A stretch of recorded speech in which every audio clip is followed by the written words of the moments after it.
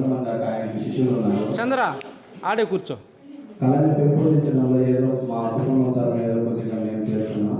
కాకపోతే 2012 ఆ సమయంలో ఒకసారి కళాకారులందరినీ ఒక చోట చేర్చి ఒక యూనియన్గా చేసి ముందుకెళ్తే ఫ్యూచర్లో మనకి ఏదైనా గవర్నమెంట్ నుంచి వచ్చే స్కీములు కానీ ఏదైనా ఒక కళాకారులకు ఏదైనా ఇబ్బంది ఎదుర్కొన్నా అందరూ కలిసి ముందుకెళ్ళొచ్చని ఒక ఆలోచన నాకు తట్టించి కొన్ని కారణాల వల్ల అది నేను చేయలేకపోయినాను.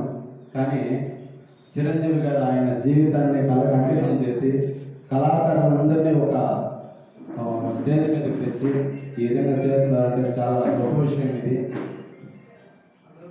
మొన్న బయటపల్లిలో జరిగిన కార్యక్రమం చాలా గొప్పగా చేశారు. ఆ రోజు నన్ను పాడమన్నారు, కానీ కొన్ని ఆరోగ్య పరిస్థితుల వల్ల నేను ఆ రోజు పాడలేకపోయినాను. సో ఈరోజు మీకోసం ఒక పాట పాడి వినిపిస్తున్నాను.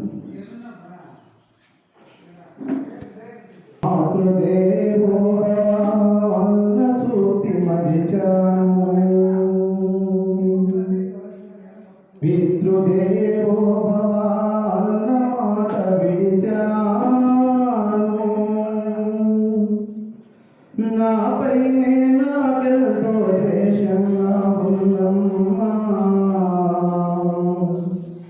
నీ చేసిన పాపాలకు నిష్కృతి లేదమ్మా. అమ్మా ఒకసారి నిన్ను చూసి చనిపోవాలని ఉన్నది, నాన్నని ఒక్కసారి పిలిచి కనుమూయాలని ఉన్నది. అమ్మా అమ్మా అమ్మా నీ కలలే నా కంటి పాపలైనవని, నీ ప్రాణం పణం పెట్టి నాకు పురుడు పోషావని, నీ నెత్తుడి ముద్దయ నా అందమైన దేహమని.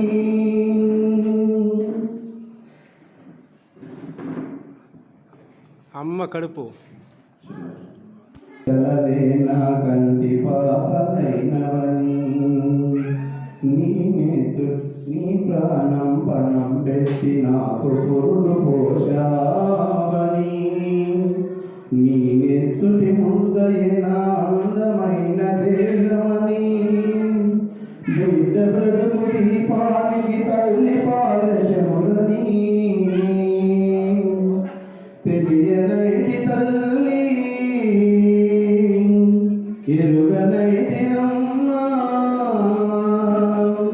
కడుపు తీపినే హేళన చేసిన జులాయిని, కన్న పేదోడిని తెంచి వేసిన కసాయిని, మరచిపోయి కూడా నన్ను మన్నించొద్దమ్మా. కలనైనా నన్ను కరుణించొద్దు నాన్న. నీ గుండె పైన నడక నేర్చుకున్నానని, నీ చూపుడు వేలుతోటి లోకాన్ని చూశానని, నాన్నను పూజిస్తే ఆది దేవుడి గది అందులని, అమ్మకు బ్రహ్మకు మధ్యన నానే ఒక నిచ్చెనని,